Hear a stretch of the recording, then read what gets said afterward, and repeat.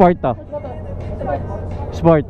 Okay, so SRGT 200 Sport Edition na naka-Zard exhaust.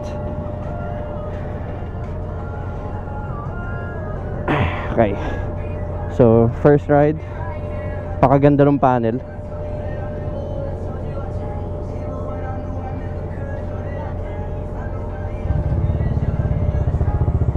Sound check muna tayo ng Zard.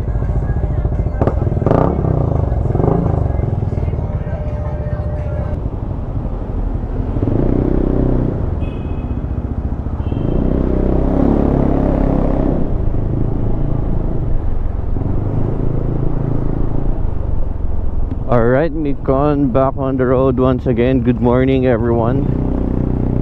And we are on a short ride papuntang BGC. Meron akong gustong puntahang event kasi ngayon na matagal ko ng gustong brand ng motor. European siya and it's on the premium side. So medyo expensive siya. Pero very interested kasi ako sa mga motor niya. And right now meron silang launching ng scooter nila. So ang brand na yon ay Aprilia. So as you all know, ang Aprilia ay known for their big bikes. Kasi yun talaga ang ginagawa nila. More on the sport side, naked, pero kilala sila talaga sa super sport nila, which is yung RSV4 na super sport bike. So nag-release din sila dito sa atin ng small scoot with a race DNA, kumbaga. That bike is the SRGT 200. So ano siya, hindi siya maxi scoot eh. So it's actually a sport scooter. Hindi ko alam kung merong ganong klaseng segment. So as far as I know, that's 180cc, hindi talaga siya 200 if I'm not mistaken. So ang ka-level niya when it comes to the sport scooter is the Kymco KRV 180. So as far as I know, siya ang comparable scooter sa kanya. So yon. Ngayon, ang nirelease nila is not the SRGT but the SRGT replica. So pupuntahan natin siya ngayon and we're going to have our first look. And hopefully makapag test ride tayo para ma-feel natin yung scooter, kung ano ba ang difference niya. So this is, sakto yun kasi it's actually right in between ng ginagamit ko for daily, which is yung Click 150, and then itong maxi scoot natin na si Baymax Exciting S400. So makikita natin kung asan siya sa gitna ng isang 400cc na scooter at 150cc na scooter. Oh, yun ang pupuntahan natin ngayon.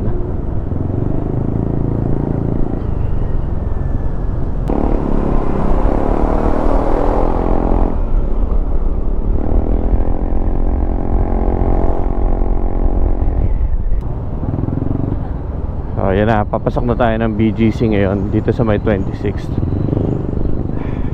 Sarap talaga ng ganitong araw, weekend, lalo na pa Holy Week. So wala tayong masyadong kasama sa kalye ngayon. Napakaluwag.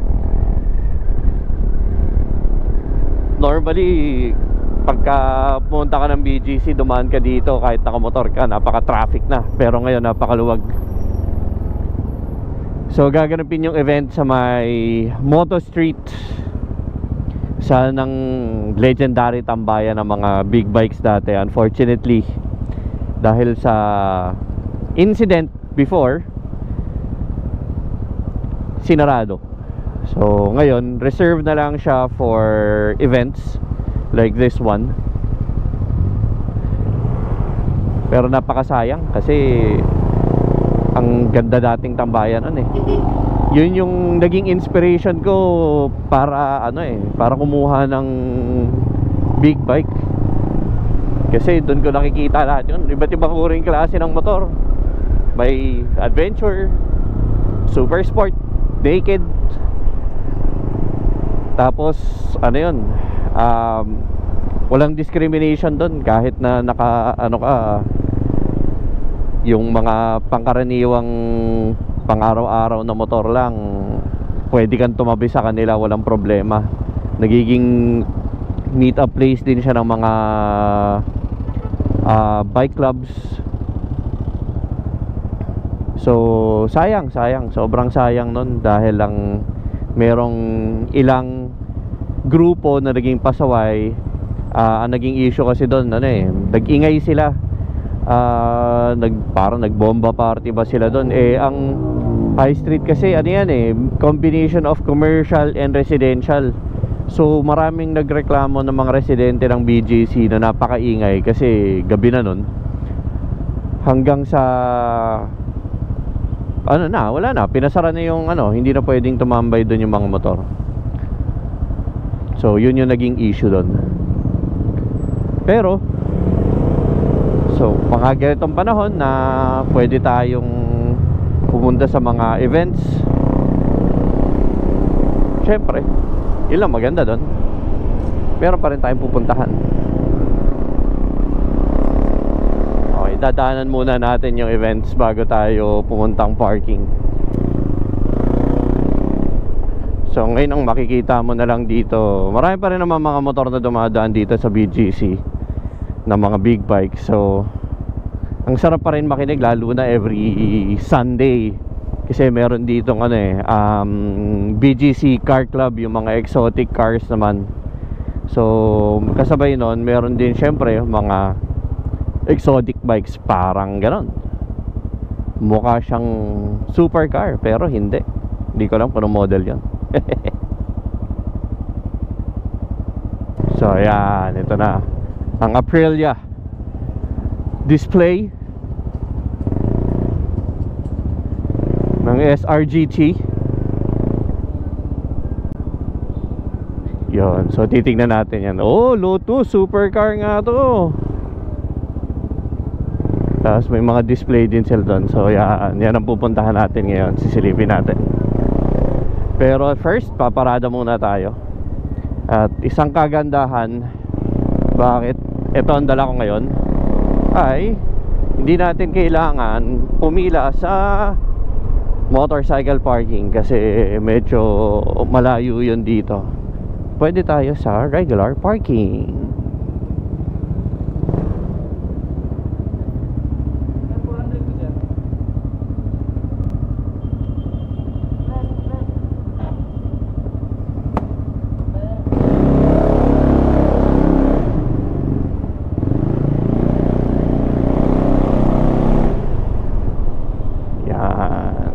Yan ang kagandahan kasi malapit to dun sa events place.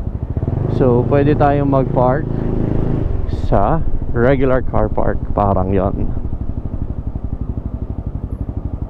Ito na tayo.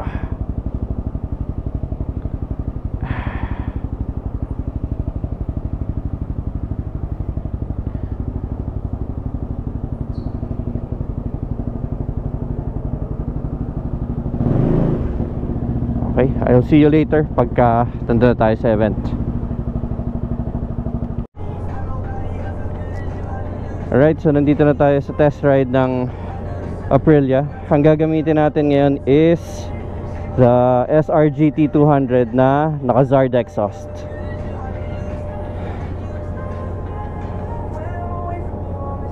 So ito, naka-set up na. May ilaw na rin siya. May crash guard. Anong SRGT to? Base, yung sport o yung replica? Ay, hindi yung replica sir, ito po yung yung sport. Sport to. Sport. Okay, so SRGT 200 Sport Edition na naka-Zard exhaust. Okay. So, first ride. Pakaganda ng panel.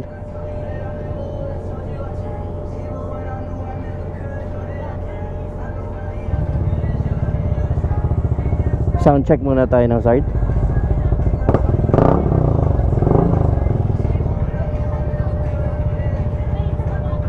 So, saan ako iikot? Pakaliwa tayo. Tapos pakaliwa. Pakaliwa. Pabox lang yan. Ah, ikot lang to. Dito sa kabilang lane. Okay. Yung mga nakarit naman dyan boss na nag-ano ng daan. Okay, sige. Pero laki na boss. Sige. Okay, so first ride ng SRGT. Compare natin. So first impression, throttle response is very tame.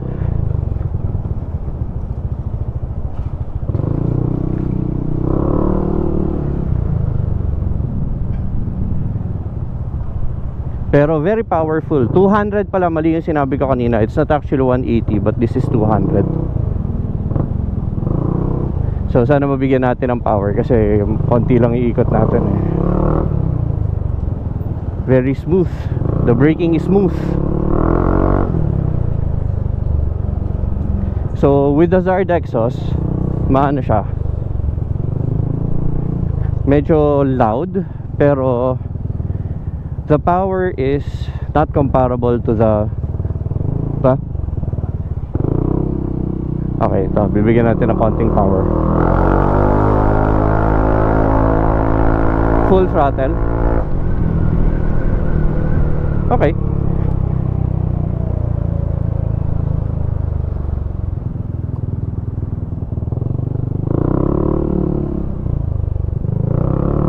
Masarap siyang i-bank.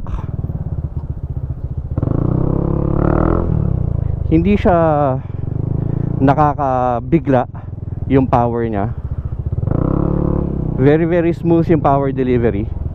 Wala siya nung jerk kahit na bigla mo siyang i-throttle. Ito, short distance. So, pabalik na kami. So, ito, low throttle, full power, pero walang jerk. So, very very... Ay, sa kabila. Ayun pala. Kamali pa ako.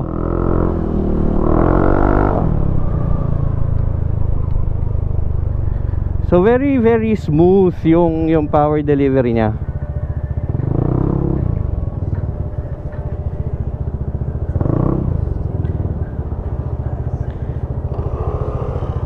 So okay siya. Masarap siyang dalhin.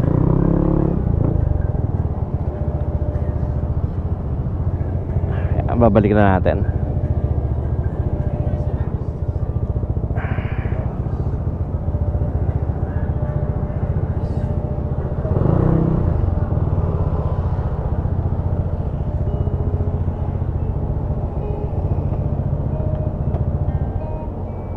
Side stand.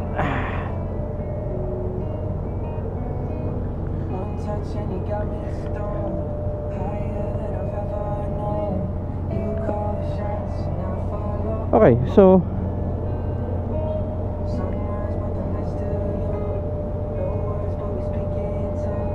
yan, okay, so that concludes the test ride ng SRGT.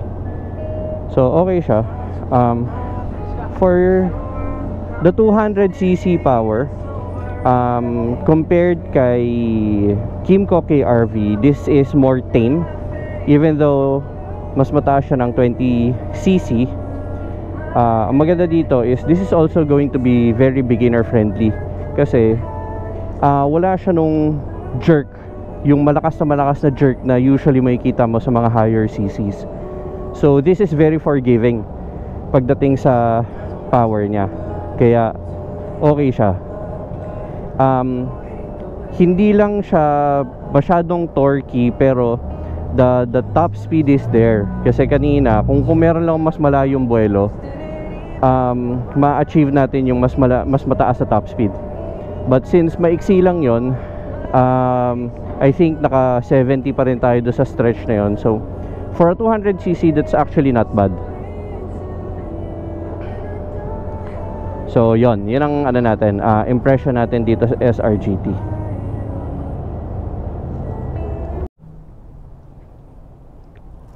So yon, that's going to conclude our day.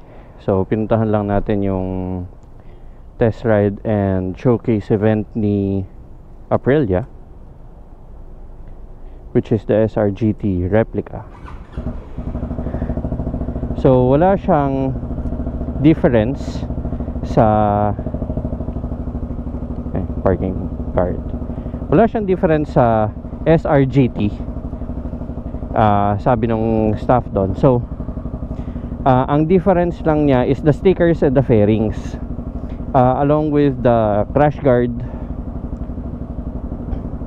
And pagka kumuha kayo sa kanila ngayon, nag-offer sila ng 50,000 peso discount dun sa base model and the sport model.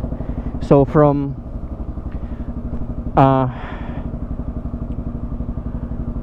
200 something, nakalimutan ko kung ang magkano yung presyo, it's going to go down to 170 kung hindi ako nagkakamali do sa ano sinabi kanina. So yung price niya is going to be very very near sa mga Yamaha ng mga scooter like the NMAX.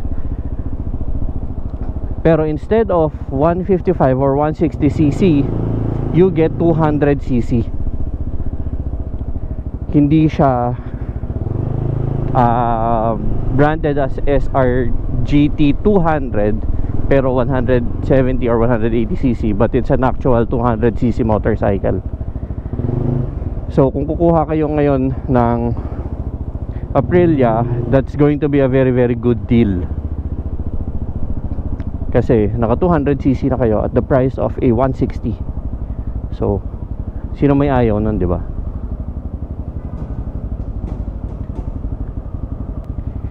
Thank you. Okay, so what's my impression sa SRGT 200 ng Aprilia? It has a very very smooth ride. Yung power niya hindi jerky, pero ibig sabihin nun, you're lacking torque compared sa 160 ng PCX, ng NMAX, especially compared kay KRV 180. Kay KRV kasi nung ginamit ko siya, pag throttle mo, ibibigay niya talaga sa'yo yung power agad-agad. Nandun yung arangkada mo. Dito kay SRGT, very smooth, dahan-dahan niyang ibibigay sa yung power na yon. Hindi siya lacking on power, pero nasa dulo ang power niya, wala sa simula, wala sa arangkada, nasa dulo siya. So yung ride niya, it's very sporty actually, very flickable yung ano yung motor, at sumusunod siya sa'yo, hindi siya naiiwan. And sayang dahil since ang market niya is a sports scooter, tapos yung test ride niya paikot lang square lang yun so hindi mo matetest yung